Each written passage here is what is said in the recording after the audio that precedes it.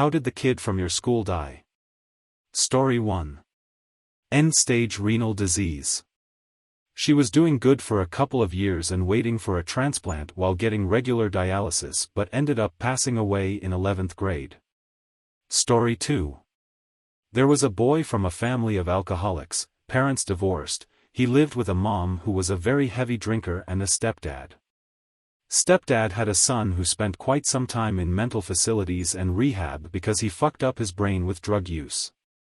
The son eventually came home to live with his father and my classmate. One time the classmate accidentally saw his stepbrother sniffing glue from a bag.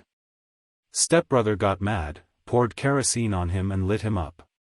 When his mother saw her child was burning, she jumped out the window and ran away while his younger siblings were trying to put out the fire. Unfortunately, once they managed to, he was already dead. Story 3. In middle school, my neighbor accidentally shot and killed his best friend while hunting. Years later he was beheaded by the Taliban along with 2 English men. Unbearably sad. Story 4. Wrestling team bully with anger management issues punched an elderly man in a road rage incident and the elderly man shot him dead and was acquitted as it was deemed self-defense. Story 5. He was playing football and randomly passed out. Never woke up again. Story 6. His girlfriend broke up with him. He didn't take it well. One afternoon after school, he walked down to the primary school near our high school and shot himself in the head right outside the entrance. Didn't know him well, but I don't think he had all that many friends. He always had sad eyes but was very nice whenever someone spoke to him. Story 7. Group of kids got skunk drunk and decided to take a ride down a notoriously winding road.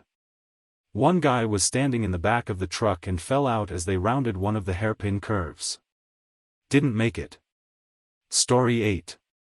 An electrician screwed up rewiring her family's house so a live wire was touching a metal pipe connected to the bath. Her mom was wearing rubber work boots when she filled the bath so wasn't electrocuted, but she must have accidentally brushed against the tap or gone to add some more water while submerged and was killed instantly.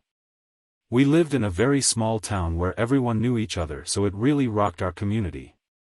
She was in the grade above me, so would have been around 10 to 11. Story 9. In high school, a girl in the year ahead went missing. There were flyers posted for volunteers to help search for her. It was understood that she wasn't the type to run away. Her mom was out of her mind with worry. A few weeks later, her stepfather was arrested. It seems he'd sexually abused her, and then switched from her to her little sister. She threatened to tell, and he murdered her. Then he drove her body out somewhere to dump it, with her little sister in the car. She was too traumatized to remember much. Apparently, he put her body in a dumpster, and it ended up in a landfill somewhere. They got a confession out of the guy by putting him in Genpop and letting the other prisoners know what he was in for. He lasted less than 2 days. Her name was Debbie Moberg. Story 10. He froze to death in his sleep after passing out in the snow. It was a school trip with his class and they had some beers, but probably some of the first few times they tried alcohol. It was devastating. They were moving from one house to another and he had said he needed a break in between, but everyone forgot or just thought he's in another house. It sounds like an obvious mistake, but it's not necessarily that cold even if it's snow, especially after a drink. To lie down and chill on a snow pile with a good jacket is no problem, but if you pass out and forgotten, well damn. Story 11. Like 5 of them died of drunk driving accidents, 3 of them at one time. Little redneck school in the middle of nowhere. Apparently people seem to think drinking and driving is the only way to have fun. Story 12. Grade school. Rainy day. Bell rang and little girl panicked about being late, ran out in front of a school bus. I saw it happen. Story 13. She was in the 5th grade and needed a blood transfusion. Her parents were Jehovah's Witnesses and refused the procedure. I don't know what condition she had, but she died due to lack of medical care. Try making sense of that at 11 years old. Massachusetts 1995. Story 14. This one guy at my high school tried asking out this girl. The girl's brother and a group of his friends jumped him, did some unspeakable things to him, and the entire school found out about it. He was missing from school for months because he was in the hospital. Eventually he came back to school, but people stared at him. It must have ate away at him because during the summer, his family went on a cruise and the guy jumped off the cruise ship and drowned. Story 15.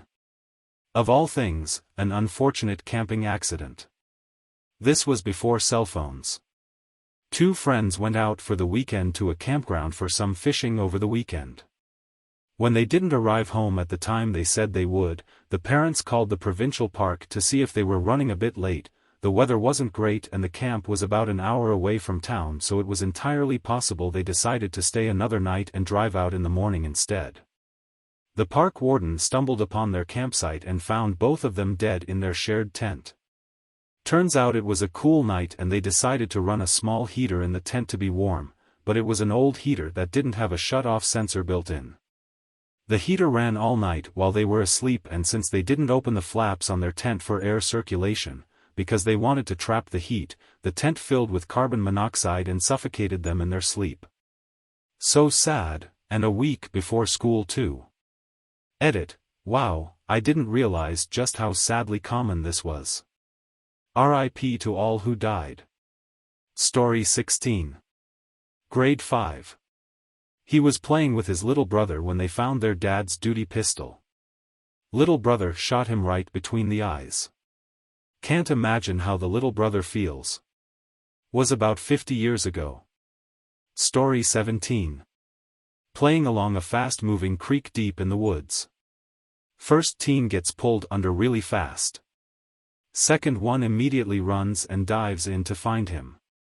A minute later, first teen comes back up on the other side, exhausted but thankfully unhurt. Guy who went in to find him was not coming back up. Was in the days before cell phones. Had to run a good mile back up the trail, hop in the car, drive to the nearby park ranger office, East Texas Big Thicket area, and report/get help, along with guide rescuers. Took about 30 minutes total to get back out there to the accident. Still no sign of him. Rescue workers found that under the higher waters were tons of plant/tree debris everywhere. 2 days of removal while still trying to control fast-moving waters, his body was finally found. He had dived too deep trying to find the first friend, getting trapped under the submerged branches, without enough energy or breath to fight against the current to get out and back up. He was only 15. Story 18. Kidnapped, raped and murdered by a serial pedophile killer nicknamed the Man with the Mask, during school camp. We played together 3 days before. The killer had a spree over decades in different countries. Craziest part is, a soldier stationed close to the campsite saw the man and my friend in a car during a night run in the woods. Shortly after, the soldier was sent to Iraq. Years later, after he returned, he heard about the case and remembered that night and the car model he saw. This clue led to the arrest, trial and sentence of a previous suspect. Story 19. Fight with another kid. Got punched in the head, hit the ground, lights out. I was friends with both of them. Edit, disregard previous. I have a shit memory and moved around a lot. Here's what actually happened and the aftermath as reference in a later article about a similar incident at the same school. In October 1998, a schoolyard scuffle turned deadly when a 14-year-old boy became involved in a fight with 12-year-old Jared Schroeder. Reports at the time indicated the fight began when the older teen, who reportedly had a reputation for disruptive behavior and had a considerable history of disruptive behavior and significant problems with authority, wanted to play basketball and grabbed a ball from Schroeder, who was playing on one of the school's basketball courts. During the ensuing scuffle, the 14-year-old struck Schroeder on the side of the head, causing the younger boy to fall to the ground unconscious. He later died from injuries sustained in the assault. The suspect in that case was eventually found guilty of involuntary manslaughter. Story 20. Some of the boys were out back behind the school smoking during lunch break. One kid, like grade 7 to 8-ish, was pestering everyone for a smoke before trying to grab one from an older student's hand, grade 11-12-ish. Older kid gave him a punch to the head, not a very hard one mind you, it was more like roughhousing than an actual attempt at violence. Kid was fine, gave back the ciggy after taking a few puffs, lunch ended and everyone went back to classes. Then about an hour or so later the kid just drops from his seat in the middle of class not breathing, teacher performs CPR while another student runs to the office to get them to call an ambulance, but he was dead before they could get there. The little love tap he got earlier caused a bleed on the brain, ruptured an aneurysm that was already there. It's scary that such a weak blow to the head can be fatal, and it's not like the kid lived in a bubble or anything, he was into BMX and ice hockey and other sports. How many times had he fallen off his bike or been slammed to the ice with that ticking time bomb in his brain? Edit, since I'm getting asked a lot, the older boy who threw the punch did not get into any trouble. The parents did try to have him charged with something, but nothing stuck since there was no evidence of prior bullying/violence between them, no intent to cause harm or excessive force, and no real proof that the aneurysm ruptured due to the punch. A sneeze or bad cough could have set it off. I wasn't close with them or anyone who really knew them, so I don't know if the older kid felt any guilt or had any issues afterwards, but he did attend the church service held for all the grieving students. Story 21. Just didn't wake up one morning. His mum found him dead in his bed. Turned out he had some condition they had no way of knowing about. Can't imagine anything worse as a parent. Story 22. Quite a few kids I went to school with died, but one still sticks out to me the most. The older brother of a girl in my class, he was a couple years older so we went to the same school. I live in the middle of nowhere and we have heavy snow for most of the year, so snowmobiling is a really popular recreational activity. Apparently this guy had crashed into a tree and a branch went right through his head and killed him instantly. Story 23. He and two friends were fucking around with a shotgun, it was loaded and killed him. One of the friends, the one holding the gun I believe, committed suicide a month or so later from the guilt. Story 24. 3 kids died during my last year of high school. First was from a car accident. Second was from hypothermia and the third died in her sleep. I never got the explanation for it. Safe to say we were all in a weird headspace that year. Story 25. There was the one kid in elementary school who was riding his bike and got hit by a car. The school's infinite wisdom was to reiterate the dangers of not wearing your helmet while riding a bike. Fantastic memorial. There was the guy who drunk drove into a pole to avoid a squirrel, as the surviving passengers put it. But the hardest one to think about was my kindergarten classmate. She survived, but her baby sister was killed in the Oklahoma City bombing. Story 26. In high school, girl who sat next to me for more than 2 years, we were seated in alphabetical order, went to a party one weekend senior year, got drunk and decided to walk home in the dark on nearby railroad tracks. Run over by a train and died. Her seat sat empty for the remainder of senior year. Almost 40 years later and I still remember her name and exactly what she looked like, before the incident. Story 27. Self-inflicted shotgun to the head.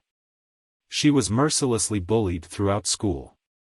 Junior year of high school and it was too much. The school and diocese consistently turned blind eye to bullying and other disciplinary complaints towards children from priority families. The priest had the audacity at the funeral to talk about the selfishness and sin of suicide. Story 28. Hung himself. I was really good friends with him since maybe 5th grade, but I knew him since kindergarten. We weren't talking that much for a bunch of 9th grade, but we really started talking again and then he died. I was doing multiple school projects with him at the time, but I ended up not having to do them. I was told by my crying mom and my dad was pretty much crying because of me having to deal with that. There were no clues or did he ever say anything about his thoughts. Before that year started though, his mom told my mom that he's been having bad anxiety and maybe to not talk to him. He was happy to talk anyways. It was a big story and there were people from schools away who knew about it, and the classes I was with him in were pretty much pure sadness and crying. The English class was the worst though. I was crying with my head down on my desk, but the co-teacher in that class comforted me. I worked with her until I graduated last year. God bless her soul. Story 29. Back in school there were 2 students that died. Drove his father's old car into a river. It was a rainy night and the tires were worn out. By the way, he was too young to drive a car, he had no license. Suicide. None of us knew nor suspected, but he had a history of depression and a weird family dynamic. Then his GF broke up with him and that was the end for him. Then in college there was a guy who died. His father lost his job, didn't have the guts to tell his family that he lost his job and got his family in debt without their knowledge. After that, his father still didn't have the guts to tell his family what was going on, so he decided to commit suicide instead, and he decided to take his favorite kid, my classmate, with him. It makes no sense to anyone, but the father literally killed his son because he didn't want to die alone when he committed suicide. Story 30. Hit by a drunk driver while in a car with 4 people. WS ejected 30 foot from the back seat. Mans got up, walked to a burning car, actually ripped the door off, pulled out all 3 other people and dragged them 10 to 15 foot away, then collapsed. Succumbed to his injuries at the hospital later, apparently had a broken femur, collarbone, wrist and arm, amongst other things. The other 3 only had minor injuries, and the car exploded like 3 to 5 minutes after he pulled them out. Dude was actually a hero. Story 31. In grade 11, a kid in my class died in a motorcycle accident. His cycle slipped, and he got hit head-on by a semi in front of his parents. He wasn't popular though, so when it happened, it was just a quick announcement at the start of class, and then life moved on. Several weeks later, a popular kid was drinking and driving and was in a near-fatal accident of his causing. That was a week-long tragedy in the school, even the fucking teachers joined in. Fuck CHSS. Story 32. One guy died on his birthday. He was getting chased by his friends for birthday beats, nothing really bad, just little roughhousing. So they are running around in the school all playfully and he just collapsed and turned blue pretty quick.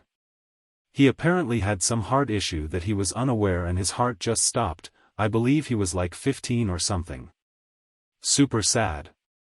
Story 33. Star football player to my small town school. Parents and faculty idolized him, the whole classic nauseating story. Except for this guy was a giant dickhead. Would purposefully trip overweight girls in PE while running laps around the gym during warm-up. He was known to party and got into more than a few sketchy situations with drunk girls. No girls I knew personally could stand him. He would get away with so much in school just because of his football standing. With that being said, there were a lot of rivers in the area of our town, so it wasn't uncommon to go swimming or jumping off low bridges into the water during the warmer months. One late spring, right before summer break, he and his posse of friends were drunk and river swimming. The story I heard is he had dove head first off of a bridge into the river, his head hit the bottom and broke his neck.